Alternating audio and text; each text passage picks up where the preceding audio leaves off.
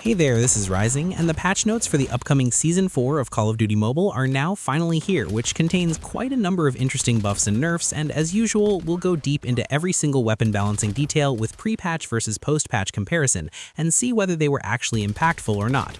So let's start off with the assault rifles, and the CR56 AMAX got a buff to its first 3 damage values, and this means in its maximum damage range, you'll now be able to achieve a 3-shot kill to the upper torso, but you need to hit all 3 of your 3 shots to that upper torso zone to get that potential, which realistically isn't going to happen all that often since that is a very unforgiving multiplier, considering that you have to land all 3 of your 3 shots to the said zone. You'll still be needing to mix 2 headshots up close for a 3-shot kill, and the buff doesn't change anything in that regard in the maximum damage range. And in the second damage range, pre-patch you'd require 2 shots anywhere but the legs to maintain a 4-shot kill. But now after the buff, you can hit even the legs to get that potential, since it is now a guaranteed 4-shot regardless. Realistically, this buff doesn't really do a whole lot to the gun, as in most cases you'll anyway be aiming towards the center of the body, and hitting 2 non-leg shots in that range isn't difficult at all, but it does help those players who do not know the difference between aiming high and aiming low. Overall, the AMAX is one of my personal favorite assault rifles, and I've already covered the AMAX in great detail, so you might want to have a look on it. Next up, we have the DRH, which was already a very competitive weapon in the game, which surprisingly got a buff to its OTM rounds, which now improves our lower torso multipliers by 5%. This means now you'll be able to get a 3-shot up close if you land 3 shots anywhere but the legs, which does improve its consistency slightly. Its marksman barrel also got a buff, or I'd rather say a less of a nerf to the handling and mobility downsides that it used to offer. With this, now the marksman barrel becomes a pretty viable option if you want to build the gun for maximum range.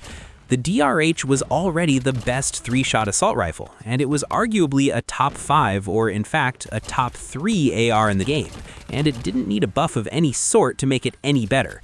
Nevertheless, the buffs were very welcoming, and we might see an increment in the DRH users next season.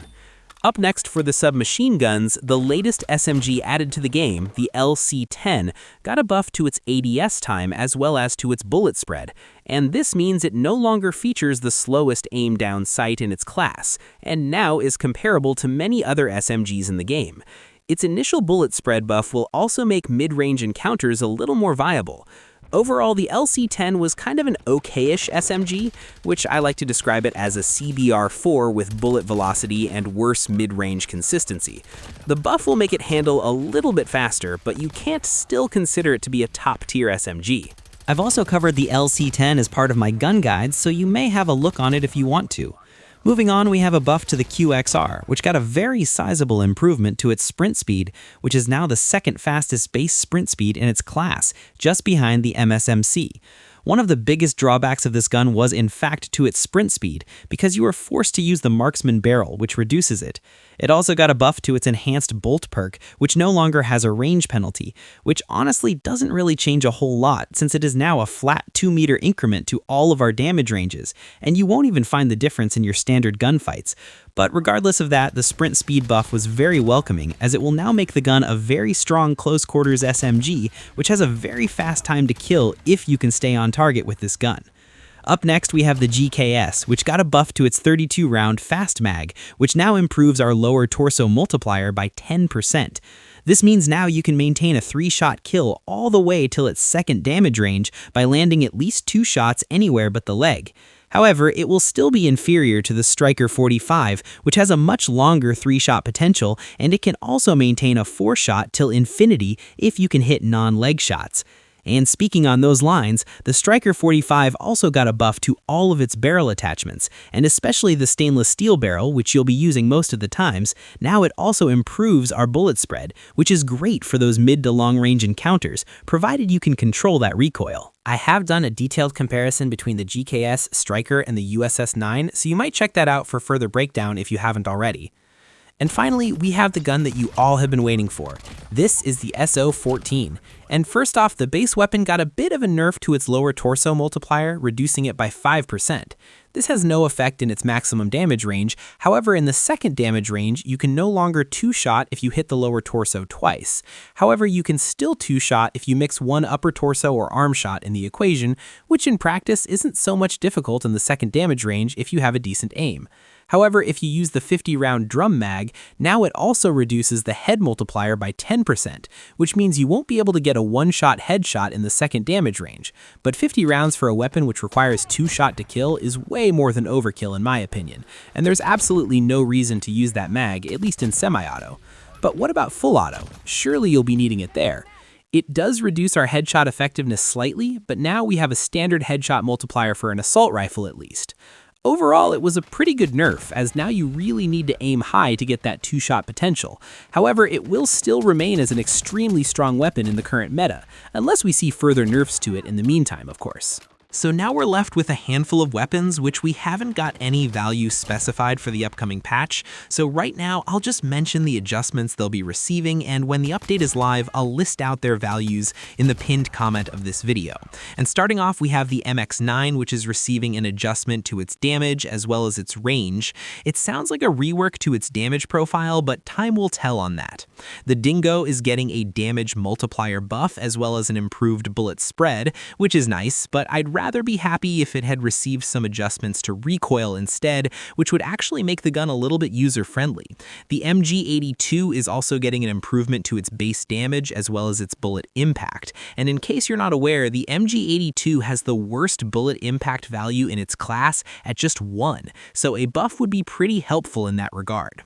The R9 is receiving a buff to its ADS bullet spread, which is quite welcoming since it already has a pretty decent bullet spread, and a buff can potentially make it a very strong option to run in the current meta. And finally, the latest addition to the game, the MX Guardian, is receiving a buff to its hip fire spread. And its damage values in BR is getting reduced, which is fair enough. As for the operator skills, I'm just going to read them out real quick. The Purifier's natural regeneration duration is being reduced. The War Machine now has enhanced visual effects, which, to be honest, I have no idea why is it even listed in patch notes. The Hive's magazine capacity is improved from 4 to 5, and it is also receiving some improved visuals. And finally, the Bull Charge will have lesser consumption of energy when you get a kill with that. As for Scorestreaks, you'll now get notified when you are detected by an enemy UAV. 2 of the gunship's weapons are getting a range buff by 1 meter, which is quite welcoming, I guess. As for the perks, the Vulture is getting some enhanced visuals as well, and last but not the least, the Martyrdom is finally getting a nerf, this time to its maximum damage, which is going down by 20. However, what I'm more interested is in its radius of effect, which will be affected by the reduced damage. So once I do the hand testing of it, I'll put it in the pinned comment of this video. As for wildcards, with the kill streak support, they adjusted the score streaks that can be selected with persistence, which is a big change in my opinion. The cost reduction for some score streaks have also been reduced, but we don't know which one of them are affected, so we have to wait for the update to see. Now, for the Battle Royale players out there, the Medic class is getting an adjustment in which they reduced its duration from 10 seconds to 8 seconds, and its instant HP recovery is reduced from 45 to 25 when not upgraded, and from 75 to 30 when upgraded, which is quite an impactful change as you can't instantly gain a substantial amount of HP once you activate it. However, the HP recovery per tick, that is in every 200 milliseconds, you'll now gain 2 HP while not upgraded and 3 HP when upgraded. And the same goes for armor. So in every 200 milliseconds, you'll gain 3.5% and 5% armor respective to your class status. As for the Refitter class, the damage reduction now also applies to the head, which will now protect you against high-damage sniper rifles. The Trapmaster now has a considerably lowered amount of HP, the Smoke Bomber no longer improves speed boost when you receive damage, and the Shockwave now has 1 extra charge, which is nice. And finally, we have the Quick Strike class, which now has 1 less charge in both upgraded and non-upgraded forms. It also received a damage adjustment, however, it now deals 9 times damage to vehicles. Its block duration got increased by 2 seconds, and it now has a reduced holster time, which is also nice. And there you have it. That's finally going to wrap it up on the breakdown for the upcoming balancing changes for Season 4 of COD Mobile. As for my thoughts on them, first off, there's a handful of guns for which we don't know the updated values yet. And for those that we know, I don't find anything that's going to impact the gun in a significant way, apart from the sprint speed buff on the QXR, which was needed on the weapon very badly. The changes to guns like the AMAX and the DRH are pretty welcoming, as they are a little more consistent now, and you might see them being used more than what you'd normally see now. However, the SO-14 nerf is actually pretty impactful, but for those who don't tend to aim to the upper body. However, those who do that in a consistent basis won't be affected so much by the gun, unless it sees any future adjustments altogether. And of course, these are changes much early on the season, and if anything gets added on these changes, I'll update that in the pinned comment of this video.